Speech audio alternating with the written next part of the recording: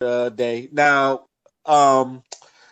we was talking about the emancipation of emasculation of the black man, and we almost went down that rabbit hole, but I was like, we was trying to save it for another week. So I figured this time we probably could, go down the emasculation of a black man, especially in today's society. D Wolf, I want to start with you. Like, how do you feel about emasculation, or do you think there is an emasculation of a black man? So I'm gonna start with you. There is. Wow, it's basically historical. Um, when they say, like, you see like movies that, what's this guy? This guy's name? Damn, that movie where basically it confirms that we basically ran the world, right? We were kings, basically. We was kings. Mansa Musa? Yeah, we was kings. Yeah. What was the name of that movie though? Was it Mansa Musa? No, he has a series. It's a series of documentaries. God, and he gets lit up on Twitter all the time. I forgot his name. Bald dude, black. Tariq Nasheed. There we go. Him. His movies. His documentaries. Hidden Colors. Thank you. Oh. Okay, yeah. So basically, all that, they ain't lying. All right. So around the time after the Black Plague, that all just disappeared. Everything got whitewashed in history. So then now we could fast forward to slavery and all that. They know our power.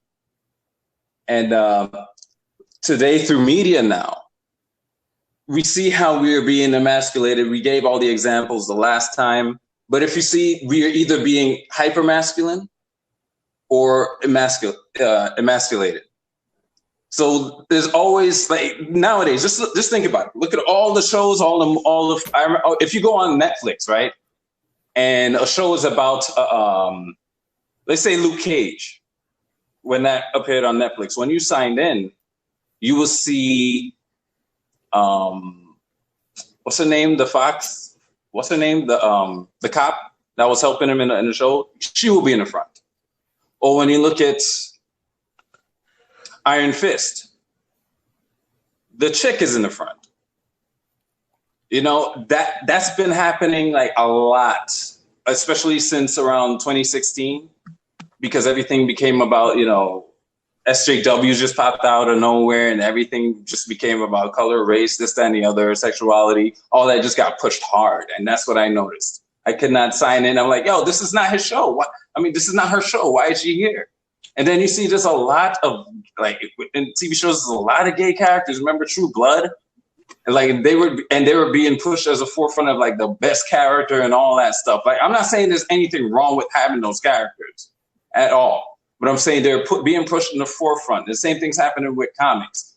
They're race swapping, and the woman always has to come and save the day, and the man just can't do anything anymore. The recent example is this He-Man shit on Netflix. They promised He-Man.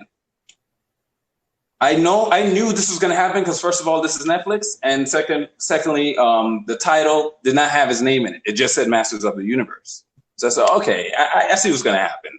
So they're showing the trailers, this He-Man swinging the sword, all that shit. I'm like, yeah, okay, watch when it happens. And everybody who knows what I know was like, yep, I told y'all. Because when it came out, it was all about Tila, the girl, his female sidekick.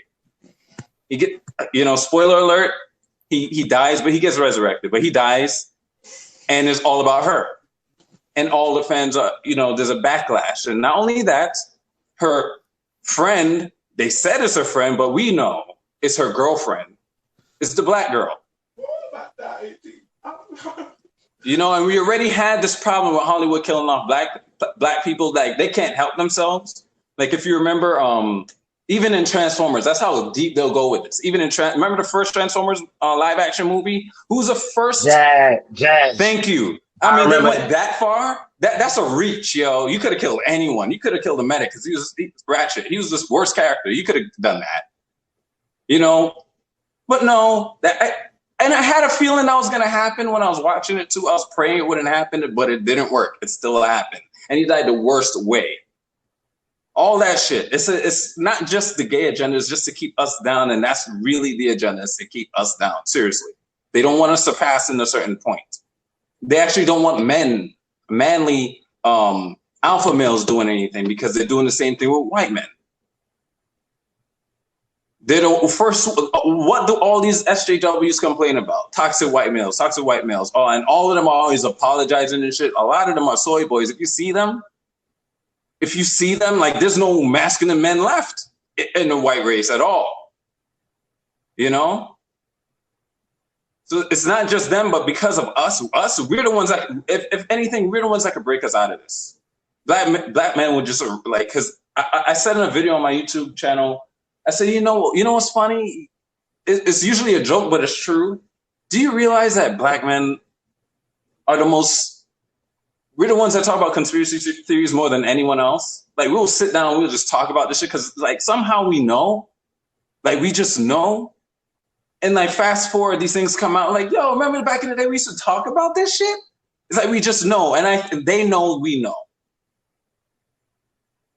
And they want to keep that from happening. So they're, all through the media and all that stuff. Every year there's a slave. Every other year there's a slavery movie. Every other year there's some cop killing some black. What was that movie? With the dude from Black Panther and. You're thinking of Fruitvale Station with Michael B. Jordan.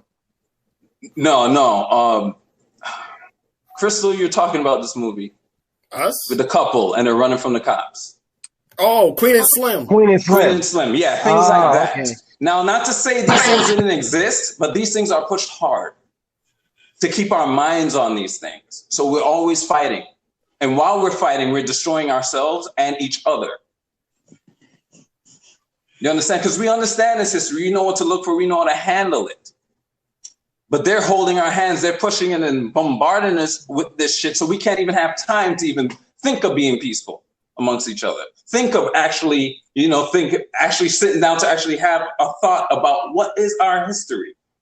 What is our real history? Not what they keep bombarding us with, where we have an emotional reaction, because we are focused on what we have an emotional reaction to, not what actually happened or what more between the lines we could find, because we don't know our history. Why is every race know their history, but we don't?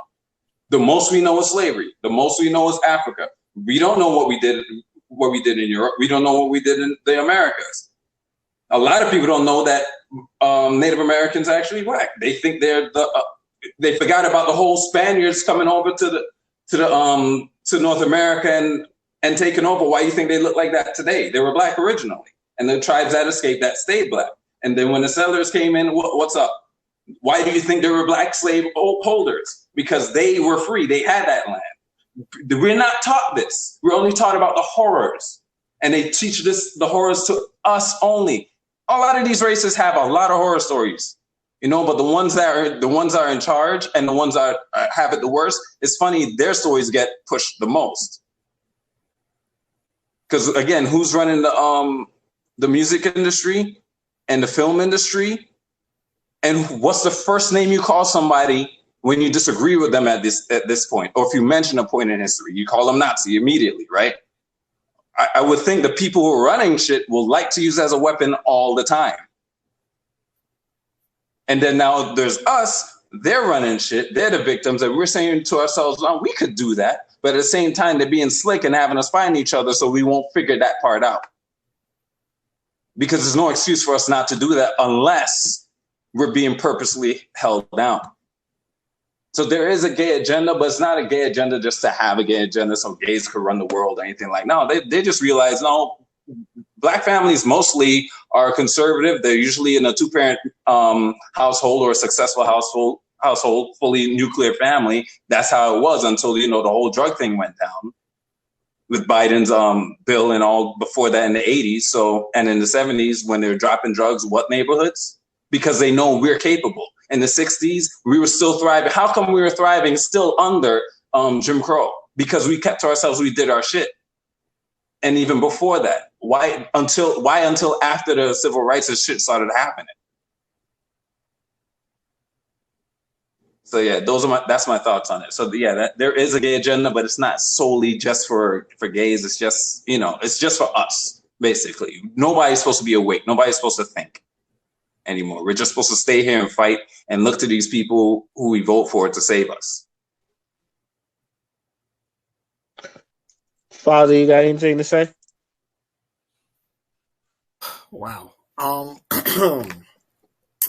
So I want to start with an excerpt from a document that I downloaded a few months ago.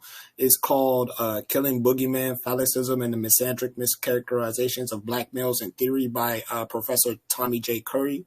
And Professor Tommy J. Curry is actually a professor, and I think he's in Sweden right now. And he basically teaches black male studies, which is basically a deeper look into the characterization of black men and how black men throughout the history of the modern era have been mischaracterized and demonized throughout history. And I'm going to read this excerpt. So it says here that black men are characterized by gender theory, so it is easy to rationalize these phobias, which interpret black men as patriarchal, violent, and indifferent to the suffering of others as method.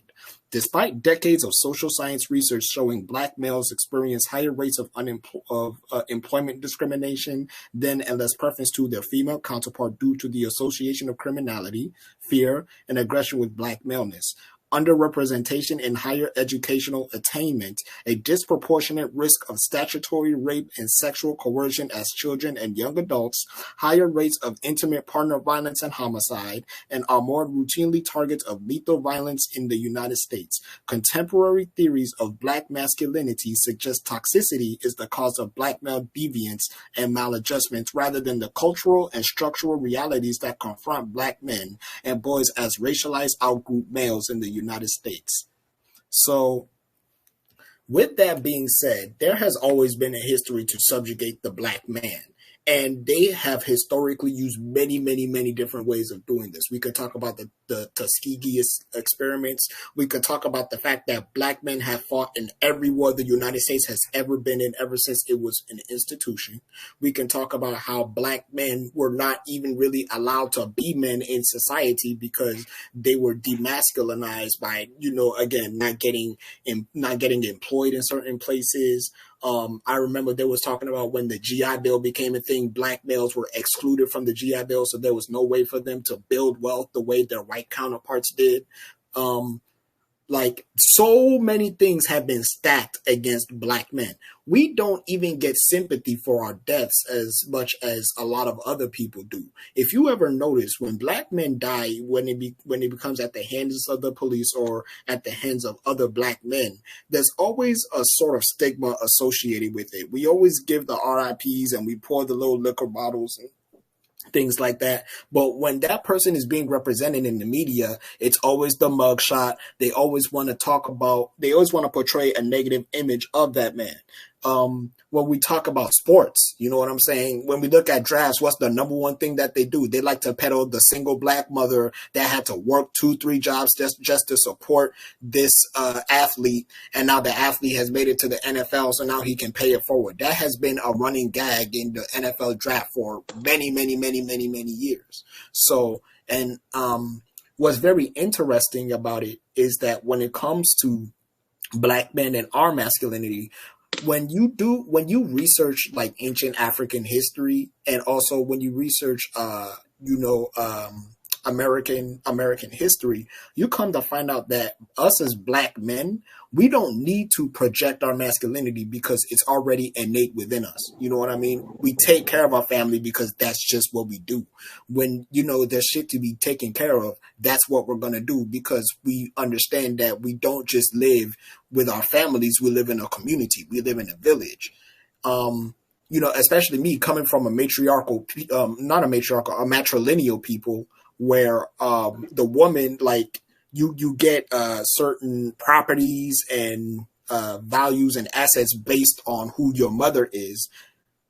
Us as men, we know that our responsibility not only lies with providing, but also protecting and also making sure that we solve the problems within our community. That is the first and foremost. We're not even really going to do anything less.